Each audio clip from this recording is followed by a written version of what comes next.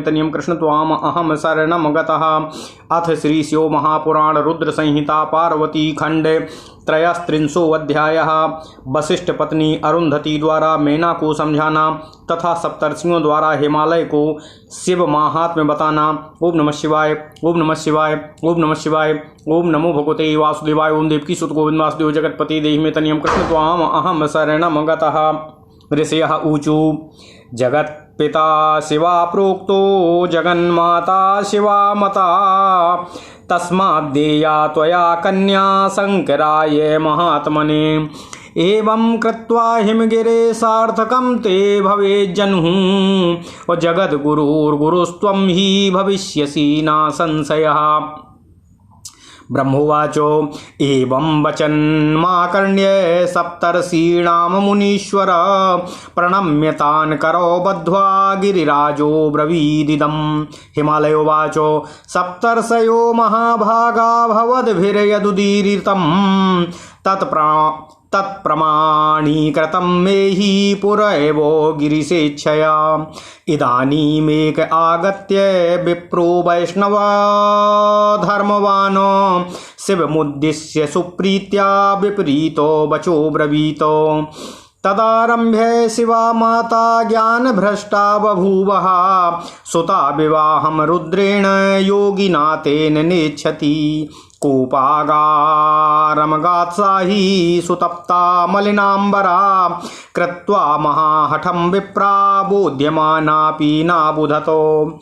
अहं चाज्ञान विभ्रष्टो जातोऽहं सत्यमीर्यते, दातुं सुतां महेशाय नेच्छामि भिक्षुरूपिणे। ब्रह्मोवाचो इत्युक्ता शैलराजस्तु शिवमाया विमोहितः, तूष्णी बभूव तत्रस्थो मुनीनां मध्यतो मुने। सर्वे सप्तर्षयस्ते हि शिवमायां प्रशस्य वै, प्रेषयामासुरथुतां मेनकां प्रत्यरुन्धतीम्।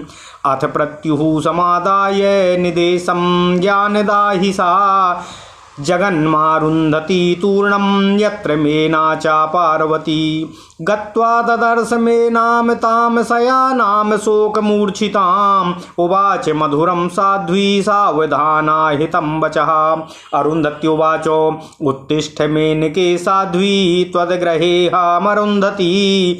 आगता मुनयश्चापि सप्तायाताः कृपालवः।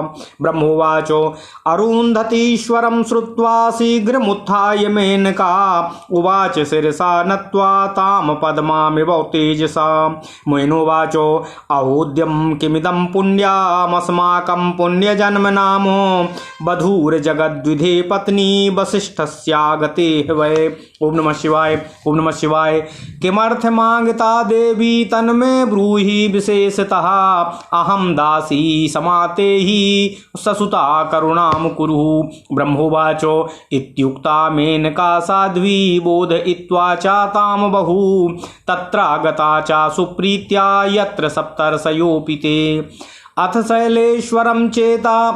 शैलेश्वरं ते च बोधयामासुरादरातो, स्मृत्वा शिव पदद्वन्द्वं सर्वे वाक्यविशारदाः।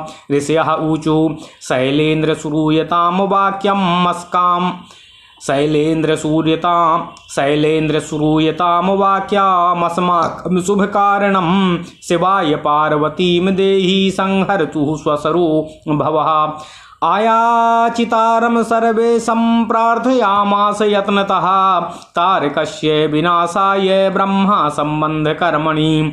नेतसुकोदार संयोगे शंकरो योगिनां वरः, विधे प्रार्थनया देवस्तव कन्यां ग्रहीष्यति।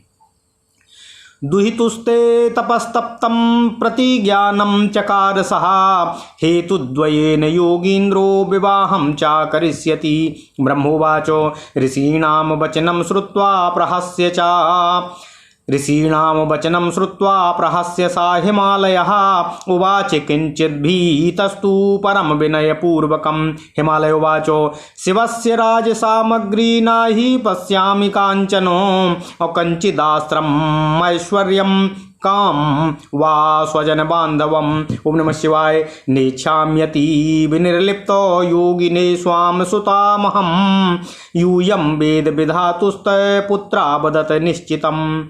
वरायानुरूपाय पिता कन्याम ददाति चेत कामान मोहात् भयाल्लोभात् स नष्टो नरकं व्रजेतो। नाहि दास्याम्यहं कन्यामिच्छया शूलपाणये यद्विधानं भवेद्योग्यो अमृषयस्ततो विधीयताम्। ओम नमः शिवाय। ओम नमः शिवाय। ब्रह्मोवाच इत्याकर्ण्यवचस्तस्य हिमागस्य मुनीश्वर प्रत्युवाच वसिष्ठस्तं तेषां वाक्यविशारदः।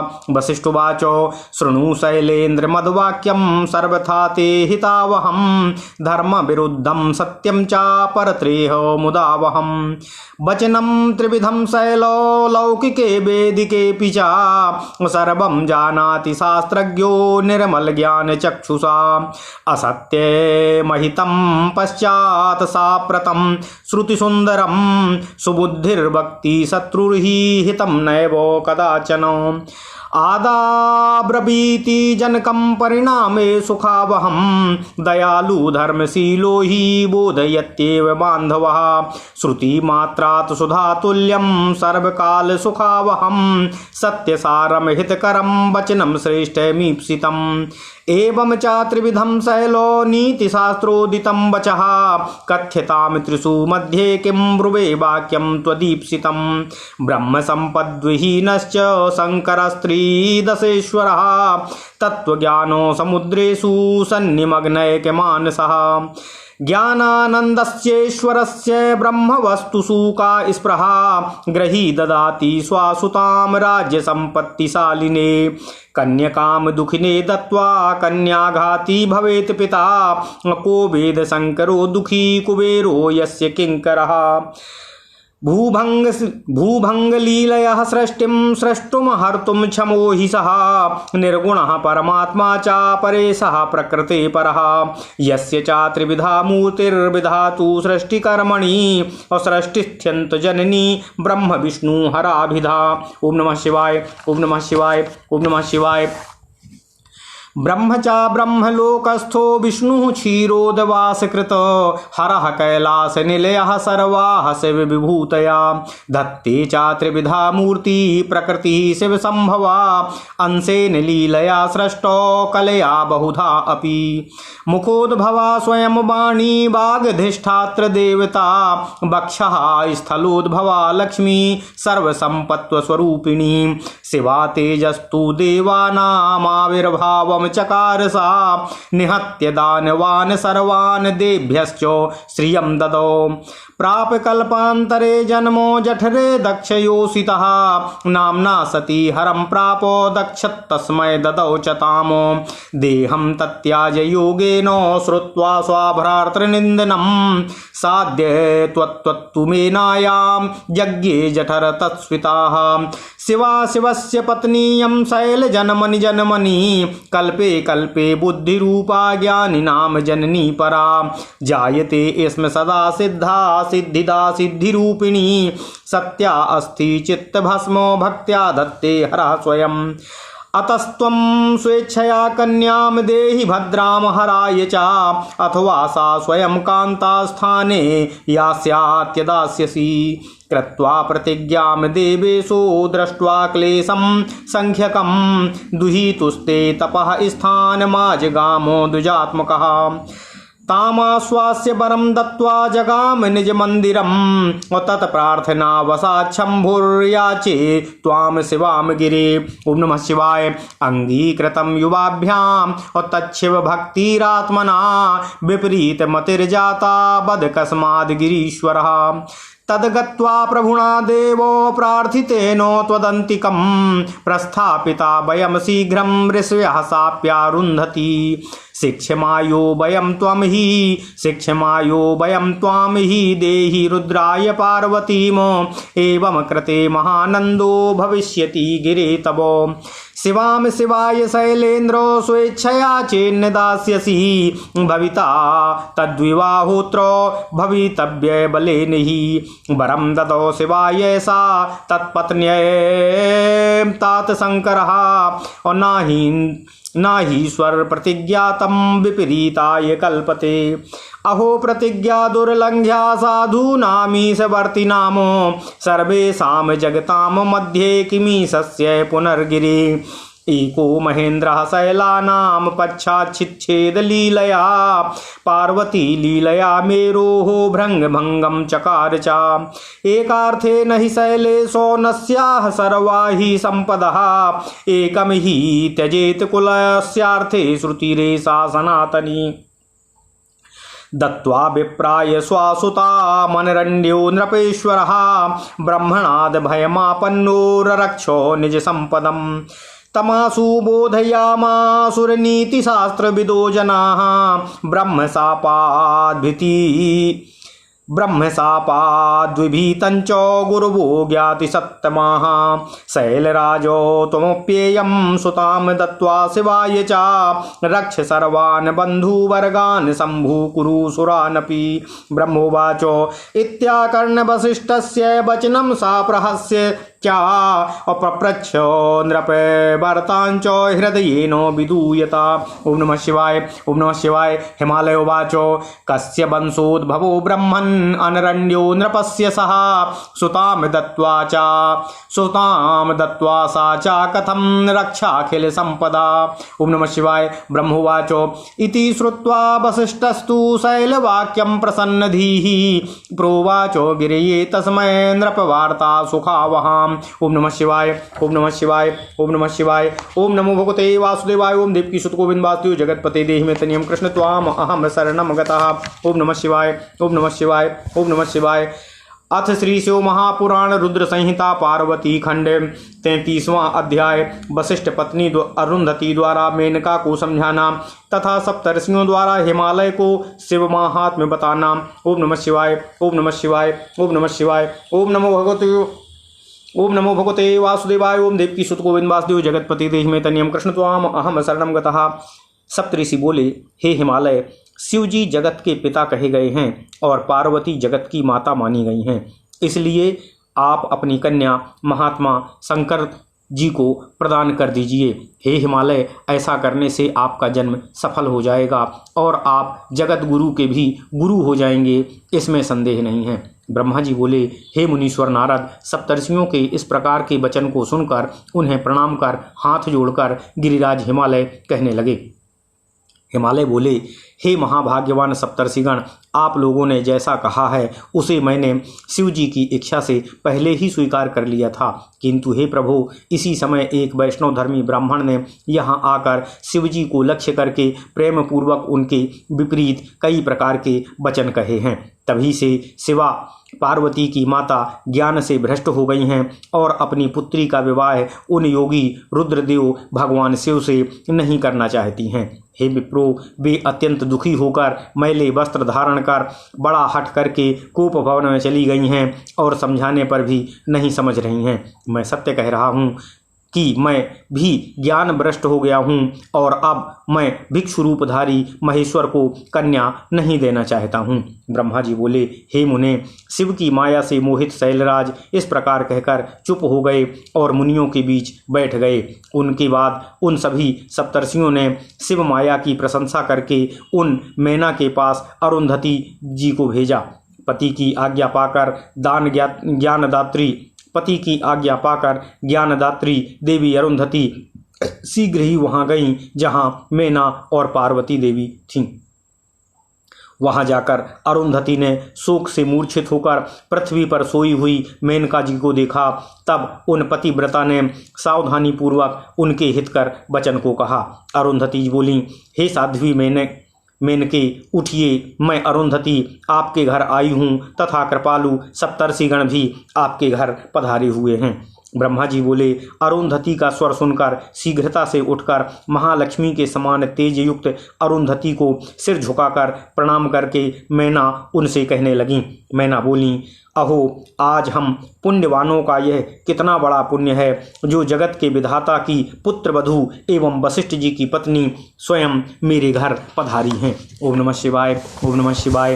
हे देवी, आप किस लिए आई हैं? मुझसे विशेष रूप से कहने की कृपा करें। पुत्री पार्वती सहित मैं आपकी दासी के समान हूँ, आप कृपा कीजिए। ओम नमः शिवाय। ब्रह्मा जी बोले, जब मैना ने इस प्रकार कहा तब साध्वी अरुंधति उन्हें बहुत समझाकर प्रेम पूर्वक वहां गईं जहां सप्तर्षिगण विराजमान थे। इधर वाक्य विशारद सभी सप्तर्षिगण भी शिव के चरण युगल का स्मरण करके आदर के साथ गिरिराज को समझाने में लगे हुए थे। ऋषिगण बोले, हे शैलराज, आप हम लोगों का शुभकारक वचन सुने। आप पार्वती का विवाह शिव के साथ कर दीजिए और संहारकर्ता शिव जी के ससुर बन जाइए। तारकासुर के वध के निमित्त ब्रह्मा जी ने इस विवाह को करने के लिए उन अयाचक सर्वेश्वर से प्रयत्न पूर्वक प्रार्थना की है। यद्यपि योगियों में श्रेष्ठ होने के कारण सदाशिव इस दार संग्रह कार्य के लिए उत्सुक नहीं हैं, किंतु ब्रह्मा जी के निवेदन पर बहुत प्रार्थना करने पर वे आपकी इस कन्या को ग्रहण करने के लिए उत्सुक हो गए हैं। आपकी कन्या ने भी शिव जी को वर रूप में प्राप्त करने हेतु बड़ा कठिन तप किया है, इसलिए उन्होंने उसे वर दिया है। इन्हीं दो कारणों से वे योगींद्र विवाह करेंगे। ब्रह्मा जी बोले, ऋषियों की यह बात सुनकर हिमालय हंस करके फिर कुछ भयभीत होकर विनय पूर्वक इस प्रकार सप्तर्षियों से कहने लगे।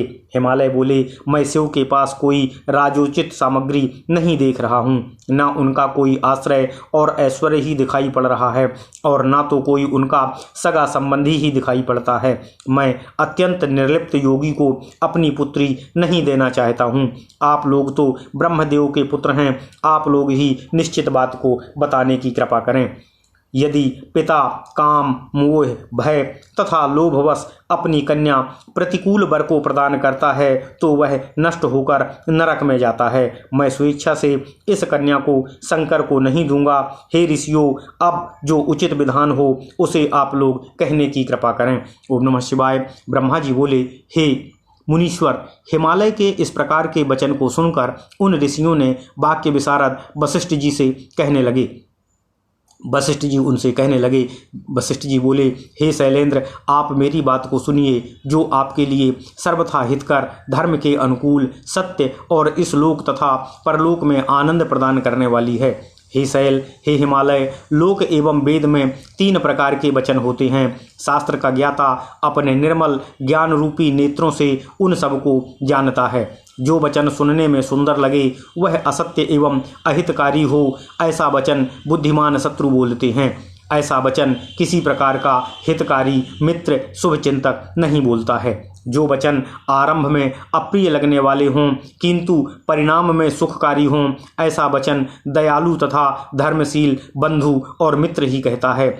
सुनने में अमृत के समान, सभी काल में सुखदायक, सत्य का सार स्वरूप तथा हितकारक वचन श्रेष्ठ होता है। हे शैल, हे हिमालय, हे गिरिराज, इस प्रकार 3 तरह के वचन नीति शास्त्र में कहे गए हैं। अब आप ही बताइए कि इन 3 प्रकार के वचनों में से हम लोग आपसे किस प्रकार के वचन बोलें जो आपके अनुकूल हों। देवताओं के स्वामी शंकर जी ब्रह्म ज्ञान से संपन्न हैं, रजोगुणी संपत्ति से विहीन हैं, उनका मन तत्व ज्ञान के समुद्र में सदा ही निमग्न रहता है। ऐसे ज्ञान तथा आनंद के ईश्वर सदाशिव भगवान शिव को रजोगुणी वस्तुओं की इच्छा किस प्रकार से हो सकती है। गृहस्थ अपनी कन्या राज संपत्तिशाली को देता है। पिता यदि अपनी कन्या किसी दीन दुखी को देता है तो वह कन्याघाती होता है, अर्थात उसे कन्या के वध का पाप लगता है। हे हिमालय, कौन कहता है कि शंकर दुखी हैं? कुबेर जैसे धन के स्वामी जिनके दास हैं, वे शिवजी तो अपनी भंगिमा की लीला मात्र से ही संसार का सृजन और संहार करने में समर्थ हैं। वे निर्गुण परमात्मा परमेश्वर और प्रकृति से सर्वथा परे हैं। सृष्टि कार्य करने के लिए जिनकी 3 मूर्तियां ब्रह्मा, विष्णु एवं महेश्वर से जगत की उत्पत्ति, पालन तथा संहार करती हैं। ओम नमः शिवाय, ओम नमः शिवाय, ओम नमः शिवाय। ओम नमो भगवते वासुदेवाय। ओम देवकी सुत गोविंद वासुदेव जगतपते देहि मे तनयम कृष्ण त्वाम अहम शरणं गतः। ब्रह्म ब्रह्मा ब्रह्मलोक में रहते हैं, विष्णु क्षीर सागर में वास करते हैं और हर कैलाश में निवास करते हैं। ये सभी शिव जी की ही विभूतियाँ हैं। यह सारी प्रकृति शिव जी से ही संपन्न हुई है, उन्हीं से उत्पन्न हुई है, जो 3 प्रकार की होकर इस जगत को धारण करती है। वह प्रकृति इस जगत में अपनी लीला से अंशावतार तथा कलावतारों के रूप में अनेक प्रकार की प्रतीत होती है। उनकी वाणी रूप प्रकृति मुख से उत्पन्न हुई है, जो वाणी की अधिष्ठात्री देवी हैं। उनकी लक्ष्मी रूप प्रकृति वक्ष स्थल से आविर्भूत हुई है, जो संपूर्ण संपत्ति की अधिष्ठात्री देवी हैं। उनकी शिवा नाम की प्रकृति देवताओं के तेज से प्रादुर्भूत हुई है, जो सभी दानवों का वध कर देवताओं के लिए महालक्ष्मी प्रदान करती है। ये ही शिवा इसके पूर्व कल्प में दक्ष की पत्नी के उदर के से जन्म लेकर सती नाम से विख्यात हुई थीं। दक्ष ने शंकर जी को ही दिया था, किंतु उस जन्म में पिता के द्वारा शिव जी की निंदा सुनकर उन्होंने अपने शरीर को योग के द्वारा नष्ट कर दिया था, त्याग दिया था। वही शिवा अब इस समय आपके द्वारा मैना के गर्भ से उत्पन्न हुई हैं। हे शैलराज, हे हिमालय, हे पार्वती पिता, इस प्रकार वे शिवा प्रत्येक जन्म में शिव जी की ही पत्नी रही हैं। वे प्रतिकल्प में बुद्धि स्वरूपा तथा ज्ञानियों की माता हैं।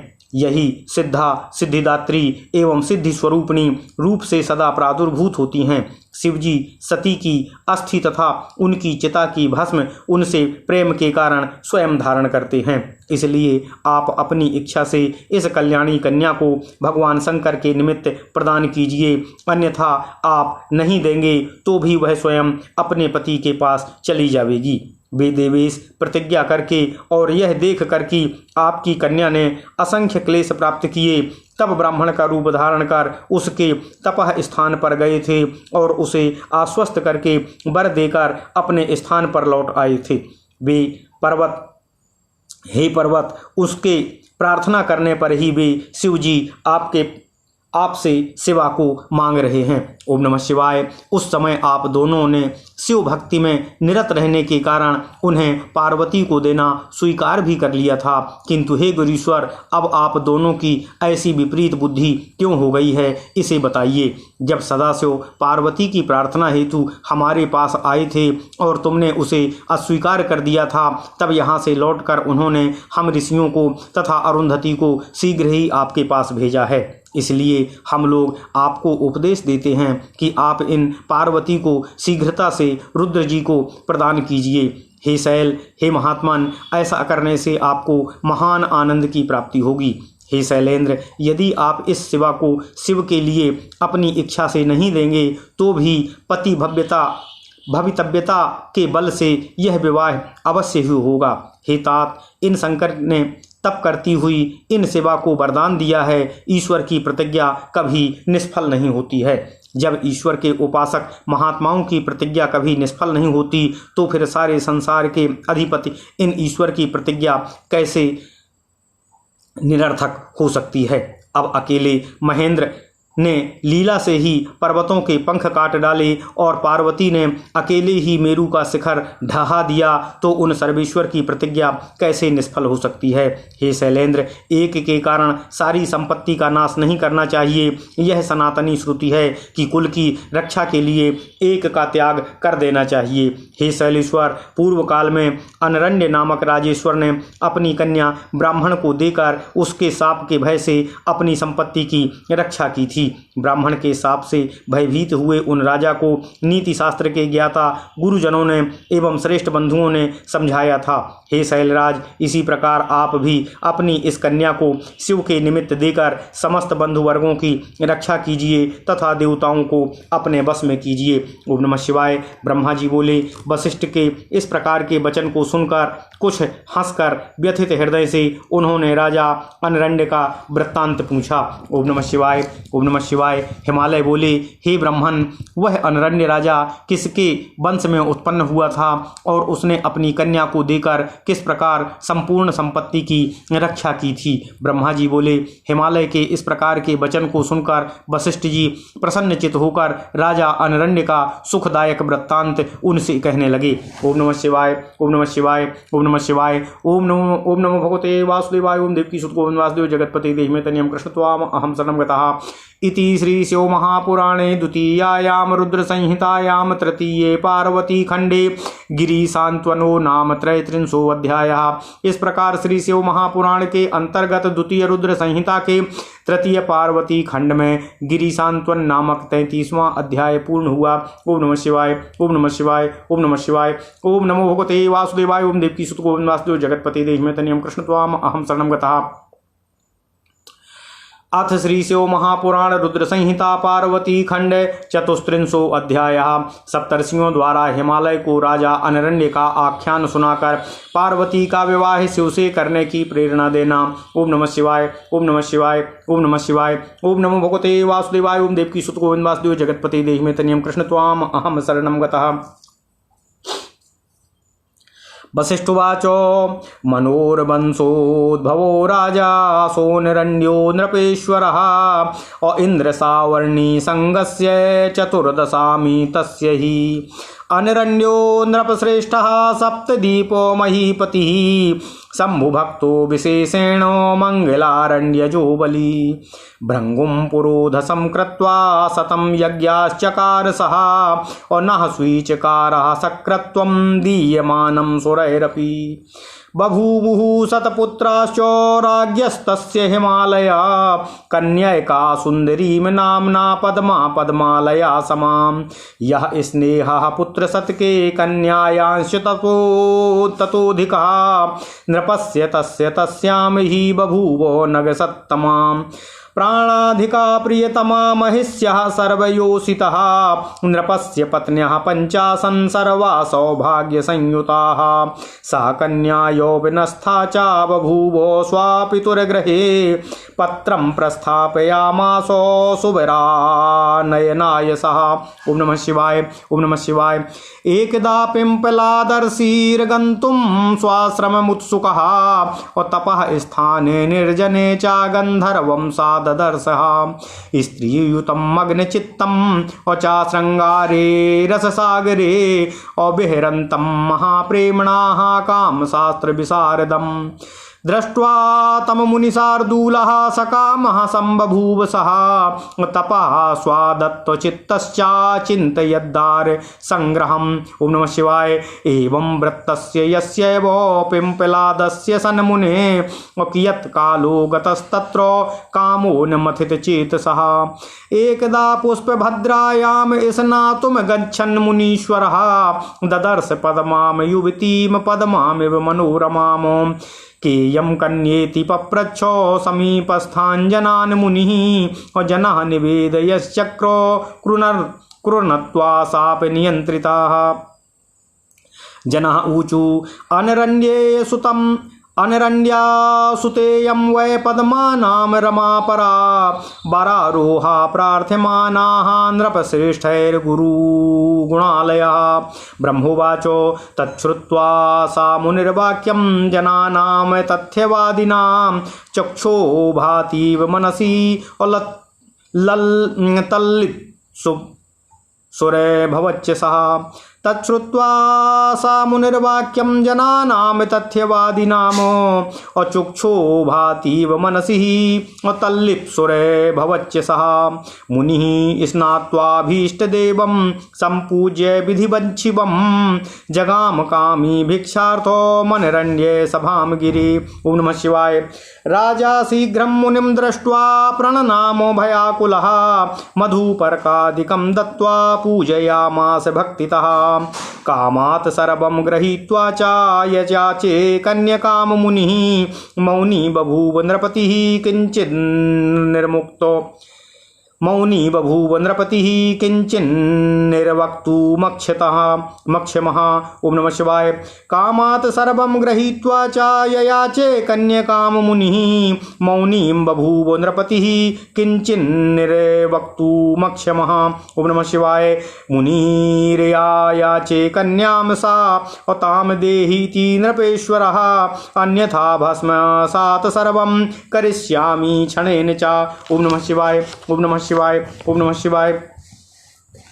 सर्वे बभूवुरच्छन्नाः गणास्तेजसा मुने रुरोध राजा सगुणो दृष्ट्वा विप्रं जरातुरं महिष्योरुरुदुस्सर्वा इति कर्तव्यता क्षमाः अमूर्छा माप महारागी कन्या माता सुचाकुलाः बभूवुस्तनया सर्वे शोकाकुलितमानसाः सर्वं शोकाकुलं जातं नृपसम्बन्धी शैलपो एतस्मिन्नन्तरे प्राज्ञो दुजो गुरुरनुत्तमः पुरोहितश्च गतिमानो पुरोहितश्च मतिमानो आगतो नृपसन्निधिं राजा प्रणम्य सम्पूज्य रुरोध चातयो पुरः सर्वं निवेदयाश्चक्रे पप्रच्छोचित मासु ततो अथ राज्ञो गुरुर्विप्रः पण्डितश्च पुरोहितः अपि द्वयशास्त्रनीतिज्ञो बोधयामास तुर्नृपम् शोकाकुलाश्च महिषीर्नृपबालाश्च कन्यकामो उत्तमां नीतिमाद्रस्य सर्वेषां हितकारिणीमो गुरुपुरोधवावुसूचतुः शृणु राजन्महाप्राज्ञ वचो नो सद्धितावहम् अमाशोचः सपरिवारः शास्त्रे कुरु मतिं सतीम् अद्य बाब्दादिनान्ते वा दातव्या कन्यका नृपः अपात्राय विप्रायान्यस्मै कस्मै चिद्वा विशेषतः सत्पात्रं ब्रह्मणादन्यं नः पास्यावो जगत्त्रये सुतां दत्त्वा च मुनये रक्षस्वां सर्वो सम्पदम् राजन्नेक निमित्तेनो सर्वसम्पद्विनश्यति सर्वं रक्षति तं त्यक्त्वा विना तं शरणागतम्। ओम नमः शिवाय। वसिष्ठुवाचो राजा प्राज्ञवचा श्रुत्वा विलप्य च मुहुर्मुहुः कन्यां सालं कृतां कृत्वा मुनीन्द्राय ददौ किलः। ओम नमः शिवाय। ओम नमः शिवाय। कान्तां गृहीत्वा सा मुनिर्विवाह्याद्यो विधिवद्गिरे पद्मां पद्मोपमां तां वै मुदितः स्वालयं ययौ राजा सर्वान् परित्यज्य दत्त्वा वृद्ध्याय चात्मजामो ग्लानिं चित्ते समाधाय जगाम तपसे वनम् तभ्यार्यापि वनं याते प्राणनाथे तदा गिरे भर्तुश्च दुहितुः शोकात् प्राणास्त्याजो सुन्दरी। ओम नमः शिवाय। पूज्याः पुत्राश्च भृत्याश्च मूर्छा मापुरनृपं विना सुसूचुः श्वास संयुक्त्वा ज्ञात्वा सर्वे परे जनाः अनरण्यो वनं गत्वा तपस्तत्त्वापि शङ्करं समाराध्य ययो भक्त्या शिवलोको मनामयं नृपस्य कीर्तिमानाम्ना ज्येष्ठपुत्रोऽथ धार्मिकः पुत्रवत्पालयामासो प्रजाराज्यं चकारः इति ते कथितं शैलानारण्यचरितं शुभं कन्यां दत्त्वा यथा रक्षद्वंशं चाप्यखिलां धनं शैलराजा त्वमप्येयं सुतां दत्त्वा शिवा चा रक्ष सर्वकुलं सर्वान् अवसान् कुरु सुरानपि। ओम नमः शिवाय। ओम नमः शिवाय। ओम नमः शिवाय। ओम नमो भगवते वासुदेवाय। ओम देवकी सुत गोविंद वासुदेव जगतपते देहि मे तनियं कृष्ण त्वाम अहं शरणं गता। अथ श्री शिव महापुराण रुद्र संहिता पार्वती खंड 34वां अध्याय। सप्तर्षियों द्वारा हिमालय को राजा अनरण्य का आख्यान सुनाकर पार्वती का विवाह शिव से करने की प्रेरणा देना। ओम नमः शिवाय। ओम नमः शिवाय। ओम नमः शिवाय। ओम नमो भगवते वासुदेवाय। ओम देवकी सुत गोविंद वासुदेव जगतपते देहि मे तनियं कृष्ण त्वाम अहं शरणं गतः। वशिष्ठ जी बोले, हे गिरिश्रेष्ठ, इंद्र सावर्णी नामक 14वें मनु के वंश में वह अनारण्य नामक राजा उत्पन्न हुआ था। वह राजराजेश्वर तथा 7 द्वीपों का सम्राट था। वह मंगलारण्य का पुत्र अनरण्य महाबलवान एवं विशेष रूप से शिव जी का भक्त था। उसने महर्षि भृगु को अपना पुरोहित बनाकर 100 यज्ञ किए और देवताओं द्वारा इंद्रपद दिए जाने पर भी उसने उसे स्वीकार नहीं किया। हे हिमालय, उस राजा के 100 पुत्र उत्पन्न हुए थे और लक्ष्मी सदृश सुंदर एक पद्मा नाम की कन्या उत्पन्न हुई थी। हे नगश्रेष्ठ, उन राजा का जो प्रेम अपने 100 पुत्रों के प्रति था उससे भी अधिक उस कन्या पर रहा करता था। उस अनरण्य राजा की सर्व सौभाग्यशालिनी 5 रानियां थीं जो राजा को प्राणों से भी अधिक प्रिय थीं। जिस समय वह कन्या पिता के घर में युवा अवस्था को प्राप्त हुई तब राजा ने उसके लिए उत्तम वर प्राप्त करने हेतु अपने दूतों को पत्र भेजकर आगे भेजा। ओम नमः शिवाय। एक समय ऋषि पिंपलाद जब अपने आश्रम जाने के लिए तत्पर थे तभी तपस्या के योग्य एक निर्जन स्थान में उन्होंने काम कला में निपुण तथा स्त्री के साथ श्रृंगार रस के सागर में निमग्न हो बड़े प्रेम से विहार करते हुए एक गंधर्व को देखा। वे मुनिश्रेष्ठ उसे देखकर काम के वशीभूत हो गए और तब से चित्त हटाकर दार संग्रह की चिंता में पड़ गए। इस प्रकार काम से व्याकुल चित्त हो उन श्रेष्ठ मुनि पिंपलाद का कुछ समय व्यतीत हो गया। एक समय जब वे मुनिश्रेष्ठ पुष्पभद्रा नदी में स्नान करने के लिए जा रहे थे तब उन्होंने लक्ष्मी के समान मनोरम युवती पद्मा को देखा। उसके बाद मुनि ने आसपास के लोगों से पूछा कि यह किसकी कन्या है। तब साप के भय से व्याकुल उन लोगों ने नमस्कार करके बताया। लोग बोले, यह राजा अनरण्य की पद्मा नाम की कन्या है जो साक्षात दूसरी लक्ष्मी के समान है। श्रेष्ठ राजागण गुणों की निधि स्वरूपा इस सुंदरी को पाने की इच्छा कर रहे हैं। ब्रह्मा जी बोले, इस प्रकार वे मुनि उन सत्यवादी मनुष्यों की बात सुनकर अत्यंत व्याकुल हो उठे और मन में उसे प्राप्त करने की इच्छा करने लगे। हे गिरे, उस समय कुछ समय बाद मुनि स्नान कर विधिपूर्वक अपने इष्टदेव भगवान शिव का विधिवत पूजन करके काम के वशीभूत हो भिक्षा के लिए अनरण्य की सभा में पहुंच गए। राजा ने मुनि को देखते ही भयभीत होकर प्रणाम किया और मधुपर्क आदि देकर भक्तिपूर्वक उनकी पूजा की। पूजा ग्रहण करने के बाद मुनि ने कन्या की याचना की। तब राजा इस बात को सुनकर अवाक हो गए और कुछ भी कहने में समर्थ न हो सके।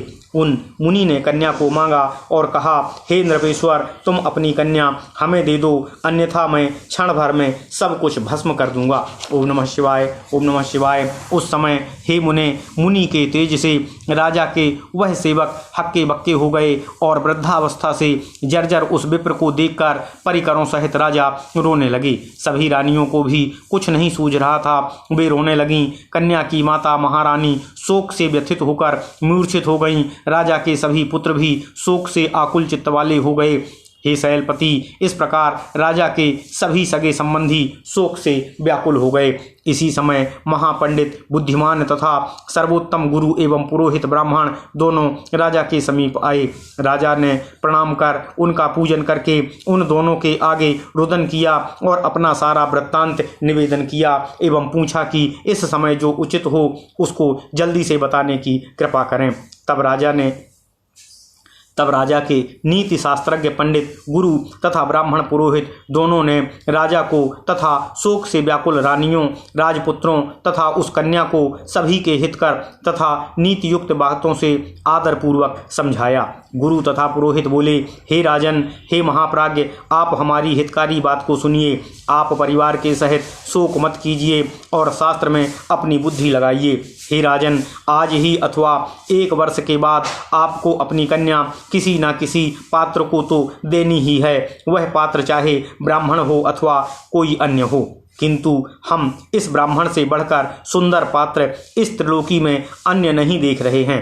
अतः आप अपनी कन्या इन मुनि को देकर अपनी संपूर्ण संपत्ति की रक्षा कीजिए। हे राजन, यदि ऐसा नहीं करोगे तो एक के कारण तुम्हारी सारी संपत्ति नष्ट हो जाएगी। उस एक का त्याग करके सबकी रक्षा करो। शरणागत का त्याग नहीं करना चाहिए, चाहे उसके लिए सब कुछ नष्ट ही क्यों न हो जाए। वशिष्ठ जी बोले, राजा ने उन दोनों बुद्धिमानों की बात सुनकर बार बार विलाप करके उस कन्या को वस्त्र तथा आभूषण के साथ अलंकृत कर मुनीन्द्र पिंपलाद को दे दिया। ओम नमः शिवाय। हे गिरे, इस प्रकार उस कन्या से विधान पूर्वक विवाह कर महर्षि पिंपलाद महालक्ष्मी के समान उस पद्मा को लेकर प्रसन्नता से युक्त अपने घर को चले गए। इधर राजा उस वृद्ध को अपनी कन्या प्रदान करके सभी लोगों को छोड़कर मन में ग्लानि रखकर तपस्या के लिए वन में चले गए। हे गिरि, अपने प्राणनाथ के वन में चले जाने पर उनकी भार्या ने भी पति तथा कन्या के शोक से प्राण त्याग दिए। राजा के पूज्य लोग, पुत्र, सेवक राजा के बिना मूर्छित हो गए तथा अन्य सभी पुरवासी एवं दूसरे लोग यह सब जानकर उच्छ्वास लेकर शोक करने लगे। राजा अनरण्य वन में जाकर कठोर तप करके भक्ति पूर्वक भगवान शंकर की आराधना कर शाश्वत शिवलोक को चले गए। इसके बाद राजा का कीर्तिमान नामक धर्मिष्ठ ज्येष्ठ पुत्र राज्य करने लगा और पुत्र के समान प्रजा का पालन करने लगा। हे शैल, मैंने अनरण्य का यह शुभ चरित्र आपसे कहा। जिस प्रकार अपनी कन्या प्रदान कर उन्होंने अपने वंश की तथा संपूर्ण धन की रक्षा की थी, उसी प्रकार हे शैलराज, आप भी अपनी कन्या भगवान शिव को देकर अपने समस्त कुल की रक्षा कीजिए और सभी देवताओं को भी अपने बस में कीजिए। ओम नमः शिवाय, ओम नमः शिवाय, ओम नमः शिवाय। इति श्री शिव महापुराणे द्वितीयायां रुद्र संहितायां तृतीये पार्वती खंडे और नरच्या चरित वर्णनम नाम 34वां अध्याय। इस प्रकार श्री शिव महापुराण के अंतर्गत द्वितीय रुद्र संहिता के तृतीय पार्वती खंड में अनरण्य चरित वर्णनम नाम 34वां अध्याय पूर्ण हुआ। ओम नमः शिवाय, ओम नमः शिवाय, ओम नमः शिवाय। ओम नमो भगवते वासुदेवाय। ओम देवकी सुत गोविंद वासुदेव जगतपति देहि में तनियम कृष्ण त्वाम अहम शरणम।